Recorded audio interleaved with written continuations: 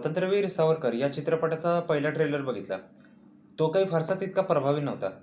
आता दुसरा जो ट्रेलर आलेला आहे तो असा अंगावर रोमांच आणणार आहे आणि काहीतरी उत्साहपूर्ण त्यामध्ये बघायला मिळेल असं वाटतंय.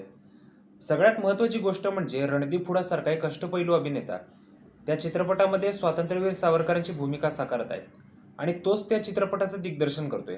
त्यामुळे त्यामध्ये काहीतरी अर्थपूर्ण बघायला मिळेल अशी आम्हाला आशा आहे. पण पहिल्यांदा जेव्हा ट्रेलर रिलीज झाला तेव्हा सुद्धा काही लोकांना मळमळलं. तीच गोष्ट दुसऱ्या ट्रेलरच्या बाबतीत सुद्धा घडली. ज्या लोकांना मळमळलं त्यापैकी एक नाव आहे रवींद्र पोखरकर. रवींद्र पोखरकरांनी आपल्या व्हिडिओमध्ये या चित्रपटाचा म्हणजे त्या ट्रेलरचा आढावा घेतलेला आहे. त्यांनी स्वातंत्र्यवीर सावरकरांविषयी तेच कालबाह्य आणि खोडलेले मुद्दे मांडलेले आहेत. त्यामुळे तो वायफाळाचा मळा मी परत आपल्याला सांगत बसणार नाही. मला जे 2 ते 3 महत्त्वाचे मुद्दे वाटलेले आहेत त्यावरच मी फक्त आज आपल्याशी बोलणार आहे. नमस्कार, मी मिहिर कुलकर्णी. स्वागत आहे आपणा सर्वांचं माझ्या यूट्यूब चॅनलवर. तुम्ही पाहता इतिहासाची सुवर्ण पाने. कौन कहता है आझादी अहिंसा से मिली, असं सावरकर त्या ट्रेलरमध्ये सुरुवातीला विचारतात. गांधींच्या हत्येनंतर 5 वर्षानंतर दे दी हमें आझादी बिना खडग बिना डाल, साबरमती के संत तूने कर दिया कमाल, असं गीत कवी प्रदीप यांनी रचलेलं होतं. ते काही गांधींनी करायला सांगितलं नव्हतं. असं म्हणत पुढं पोखरकरांनी पंतप्रधान आणि गुजरातच्या नावानं आपली असलेली मळमळ बाहेर काढली. शाळा आणि महाविद्यालयामध्ये आपल्याला जेव्हा इतिहास विषय होता तेव्हा आपल्याला नेहमी शिकवण्यात आलं की स्वातंत्र्य आपल्याला सहज आणि रक्ताचा एक थेंबही न सांडता मिळालेला आहे. तोंडाला पानं पुसण्यासाठी फार तर आपल्याला टिळक युग शिकवलं जातं, पण कधी चापेकर युग, सावरकर युग, बोस युग किंवा भगतसिंग युग आपल्या वाचनामध्ये आलेलं आहे काय? गांधींनी असं कधीही सांगितलं नाही की स्वातंत्र्याचं सगळं श्रेय मला एकट्याला द्या. पण त्यांनी न मागता काँग्रेसच्या दावणीला बांधलेल्या डाव्या इतिहासकारांनी स्वातंत्र्याचं एकाकी श्रेय गांधी नेहरू यांच्या पदरात टाकलं होतं. क्रांतिकारकांना 4 ते 5 ओळीत, जास्तीत जास्त 7 ते 8 ओळीमध्ये या डाव्या इतिहासकारांनी आणून ठेवलेलं आहे. सत्ता पालट होऊन 10 वर्ष झाली तरी सुद्धा देशामध्ये डाव्यांचीच शिक्षण पद्धती आणि अभ्यासक्रम चालवला जातो.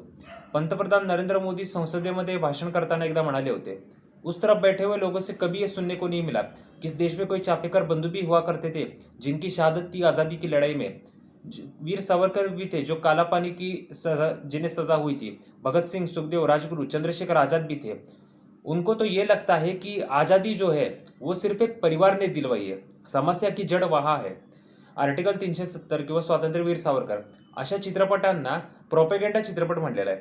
पण गेली 70 वर्ष हा जो नरेटिव्ह डावेने चालवलेला आहे तो मोडून काढण्यासाठी अशा प्रोपेगेंडा चित्रपटांची आवश्यकता पडते. दुसरा मुद्दा म्हणजे दुसरा असा डायलॉग आहे त्या ट्रेलरमध्ये, किती काँग्रेसींना काळ्या पाण्याची शिक्षा झाली असं सावरकर विचारतात. कधी नव्हे ते पोखरकर सत्य बोलून अनेक गोष्टींची नकळतपणे स्वीकारोक्ती देऊन गेले. जसा अपराध तशी शिक्षा. सत्याग्रहींना तुरुंगामध्ये डांबलं जायचं आणि क्रांतिकारकांना जन्मठेप, काळेपाणी अशा शिक्षा दिल्या जात होत्या. जसा ज्याचा अपराध होता तशी त्याला शिक्षा मिळत होती. मुळात सावरकर हा प्रश्न का विचारतील हे मला पडलेलं कोड आहे. देशभक्ती दाखवण्याचे साधे सोपे, तुलनेमध्ये अल्प छळ सहन करण्याचे मार्ग सावरकरांना बालपणापासून माहीत होते. आपला जीव धोक्यात न घालता, नरक्यातना अपमान सहन न करता देशभक्ती दाखवता यायची याची सावरकरांना पूर्ण जाणीव होती. हे सगळं त्यांनी बालपणीच आपल्या आत्मचरित्रामध्ये लिहून ठेवलेलं आहे. पण सावरकर जेव्हा अंदमानच्या तुरुंगामध्ये होते तेव्हा त्यांनी तिथून आपले धाकटे बंधू डॉक्टर नारायणराव सावरकर यांना पत्र लिहिलं होतं. वर्षातून 1 पत्र पाठवायची त्यांना अनुमती होती. तशी त्यांनी 8 पत्र आपल्या धाकट्या भावाला पाठवली. शेवटचं जे पत्र होतं त्या पत्रामध्ये आम्ही क्रांतिकारक का झालो याच्याविषयी सावरकर लिहितात, निरुपाय म्हणून आम्ही क्रांतिकारक झालो. देश स्वतंत्र करण्यासाठी आमच्यासमोर अन्य कोणताच उपाय नव्हता म्हणून आम्ही सशस्त्र क्रांतीचा मार्ग स्वीकारला असं सावरकर त्या पत्रामध्ये लिहितात. लोकमान्य टिळक आणि महात्मा गांधी यांचे क्रांतीविषयी काय विचार आहेत ते पोखरकरांनी सांगितलेले होते. गांधींना मिळणारा जनाधार हा खूप मोठा होता, पण सावरकरांनी मात्र वेगळा मार्ग निवडला. गांधींसारखा जनाधार आपल्याला मिळत नाही याचा गोळवलकर, हेडगेवार, सावरकर अशा विशिष्ट पंथाच्या लोकांना राग होता. बी ग्रेड या विचारसरणीचे असल्यामुळं या सर्व महापुरुषांच्या जातीचा वास येऊन पोखरकरांना उलटी होणं नैसर्गिक होतं. तसे ते ओकले सुद्धा. गांधी आणि लोकमान्य टिळक यांचे सशस्त्र क्रांतीविषयी काय विचार होते हे पोखरकरांनी सांगितलं, पण स्वातंत्र्यवीर सावरकरांचे सशस्त्र क्रांतीविषयी काय विचार होते याचा त्यांनी शून्य अभ्यास केल्याचं दिसून आलं. 2-4 ब्रिटिश अधिकाऱ्यांना मारून स्वातंत्र्य मिळत नाही हे सावरकरांना माहिती नव्हतं. अशा आविर्भावामध्ये पोखरकर बोलत होते. 2-4 ब्रिटिश अधिकाऱ्यांना मारून देश स्वतंत्र करायचा अशी सावरकरांची क्रांतीची भूमिका कधीच नव्हती. इतकी संकुचित व्याख्या त्यांनी कधीच केली नाही. त्यांच्या अभिनव भारत या क्रांतिकारी संघटनेला तुच्छ काडी म्हणून हिणवलं जायचं. सावरकर म्हणायचे की मान्य आहे, आमची संस्था ही एक तुच्छ काडी आहे, पण ही साधीसुधी काडी नाही आहे, तर ही आग काडी आहे. ही आगीची काडी जर एखाद्या दारुगोळ्याच्या कोठारावर पडली तर ती संपूर्ण कोठारच उडवून टाकू शकते. ही सावरकरांची भूमिका होती. एकाला मारलं तर 10 जणांच्या मध्ये दहशत निर्माण करता येते. सशस्त्र क्रांतिकारकांना बंदिवास, मारहाण, उपासमार, छळ, काबाड कष्ट या सर्व गोष्टींना तोंड देता आलं पाहिजे. त्यासाठी शरीरासोबत मन सुद्धा कणखर असायला पाहिजे. म्हणूनच उंचावरून उड्या मारणे, कोलांट्या उड्या मारणे, गोदावरीच्या नदीमध्ये तासनतास डोंबणे, महापुरामध्ये पोहणे, धावणे, उघड्यावर झोपणे, डोंगर आणि झाडावर चपळीने चढणे, जोर बैठका, सूर्यनमस्कार या सर्व गोष्टीचा नित्यनियमाने सराव स्वतः सावरकर आणि त्यांचे सहकारी करत होते. शरीर कमावणे हा त्यांचा मुख्य उद्देश नव्हता, तर शरीर कमावण्यापेक्षा सुद्धा जो छळ सहन करण्यासाठी जी शक्ती पाहिजे होती ती मिळवणं हा त्यांचा उद्देश होता. शरीरासोबत मन सुद्धा कणखर झालं, म्हणूनच सावरकर अंदमानच्या त्या बंदिवासामध्ये नरक यातना सहन करू शकलेले होते. स्वातंत्र्य प्राप्तीनंतर 5 वर्षांनी सावरकरांनी आपली अभिनव भारत ही संघटना विसर्जित करून टाकली, कारण स्वातंत्र्य प्राप्तीचा उद्देश त्यांचा पूर्ण झाला होता. म्हणून सशस्त्र क्रांती या साधनाची आवश्यकता सुद्धा संपलेली होती. त्या सांगता कार्यक्रमामध्ये सावरकर भाषण करताना म्हणाले, आता देश स्वतंत्र झालेला आहे, त्यामुळे क्रांतीचा मार्ग हा बंदुकीच्या नळीतून नव्हे तर मतपेटीतून व्हायला पाहिजे. सावरकरांची ही स्वतंत्र भारतातली क्रांतीविषयीची व्याख्या होती. 2-4 ब्रिटिश अधिकाऱ्यांना मारायचं आणि फासावर जायचं असं थ्रिल किंवा ॲडव्हेंचर स्वतः सावरकरच काय अन्य कोणत्याही क्रांतिकारकांनी केलेलं नव्हतं. अमानवीय छळ सहन करण्यासाठी जी शक्ती लागते ती प्रथम क्रांतिकारकांनी आत्मसात केली आणि नंतरच त्या मार्गाने गेले होते. पण हे क्रांतिकारकांना ज्यांनी मार्कोटोका पंथ म्हणून हिणवलं त्यांच्या वारसदारांना ही गोष्ट कधीच कळणार नाही. शेवटचा मुद्दा, 1937 नंतर सावरकर कोणत्याही प्रकारे स्वातंत्र्य लढ्याशी जोडले गेलेले नव्हते. अत्रेंचा तो एक लेख दाखवला, स्वातंत्र्यवीर की स्वातंत्र्याचे शत्रू, त्यातले 2-4 मुद्दे मांडून दाखवले होते. 1937 नंतरच्या काळामध्ये फारशा सशस्त्र किंवा निशस्त्र चळवळी झालेल्या नव्हत्या. तो काळ राजकीय आणि वाटाघाटीच्या मार्गाने स्वातंत्र्य मिळवण्याचा होता. 1937 नंतर भगतसिंगांचे सगळे राजकीय क्रांतिकारक मित्र आणि सहकारी हे कम्युनिस्ट पार्टीमध्ये गेलेले होते. 1937ला सावरकरांची संपूर्ण मुक्तता झाली. त्यानंतर त्यांनी अखिल भारतीय हिंदू महासभेमध्ये प्रवेश केला. त्या पक्षाचे ते 7 वर्ष राष्ट्रीय अध्यक्ष होते. 9 ऑक्टोबर 1939 रोजी भारताचे व्हाईसरॉय लॉर्ड लिनलिथगोव आणि सावरकर यांची भेट झाली होती. सावरकरांनी अखिल भारतीय हिंदू महासभेचे राष्ट्रीय अध्यक्ष या नात्याने त्यांची भेट घेतली. त्यांच्यामध्ये चर्चा झाली होती. त्या चर्चेमध्ये त्यांनी काय मुद्दे मांडले हे सावरकरांनी त्या चर्चेत काय मुद्दे मांडले होते हे त्यांनी पत्रकाद्वारे प्रसिद्ध केलं. त्यात सावरकरांनी असं म्हटलेलं होतं की ब्रिटिश जर जगातल्या लोकशाहीच्या रक्षणासाठी लढत असतील तर त्यांनी सर्वप्रथम त्याचा तात्कालिक टप्पा म्हणून हिंदुस्थानला स्वतंत्र वसाहतीची श्रेणी देऊन टाकावी, म्हणजे हिंदुस्थानची तात्काळ मुक्तता करावी. स्वातंत्र्याची मागणी करणं हा सुद्धा स्वातंत्र्य लढ्याचा एक भाग असतो, हे मला पोखरकरांना आवर्जून सांगायचं आहे.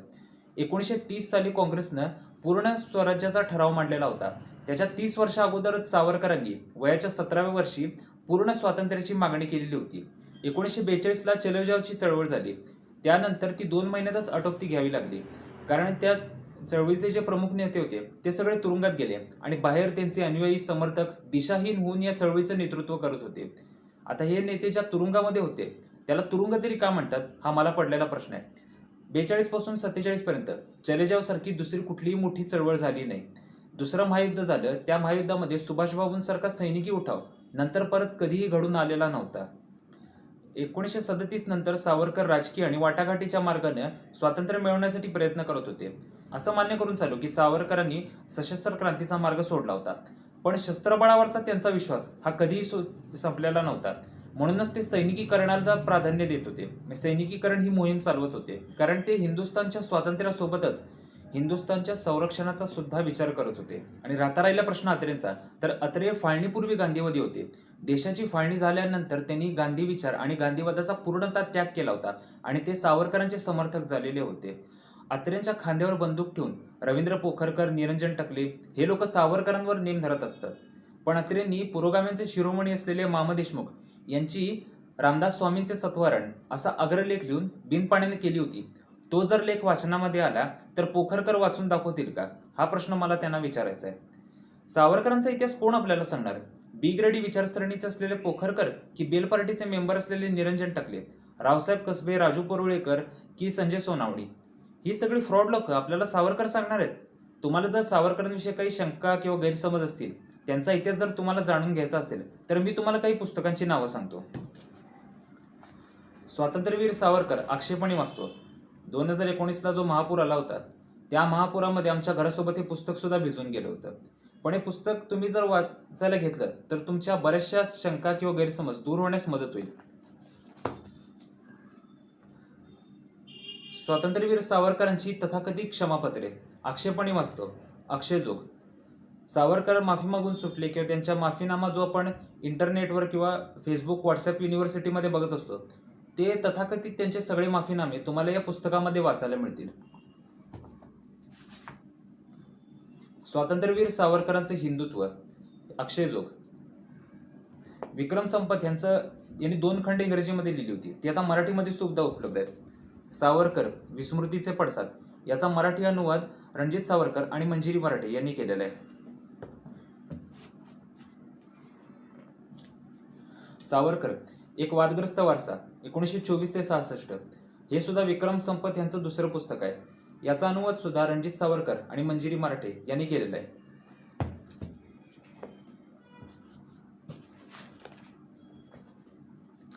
22 मार्च रोजी चित्रपट प्रदर्शित होणार आहे, तो मी बघायला जाणारच आहे. आपण सुद्धा आवर्जून बघायला जा. हा चित्रपट पाहिल्यानंतर पोखरकरांना पुन्हा एकदा उलटी येणारच आहे आणि उलटी आल्यावर पुन्हा आपण त्यांना औषध देऊ. व्हिडिओ आवडला असेल तर लाईक करा, शेअर करा, इतिहासाची सुवर्णपणे सबस्क्राईब करा. तुम्हाला जर माझं काम आवडत असेल आणि मला मदत करायची इच्छा असेल तर डिस्क्रिप्शनमध्ये मी माझी माहिती दिलेली आहे. आपल्याला शक्य होईल तेवढी आर्थिक मदत आपण मला करू शकता. या आर्थिक मदतीच्या बळावर मी आपलं काम आणखी चांगल्या पद्धतीने करू शकतो. धन्यवाद. नमस्कार.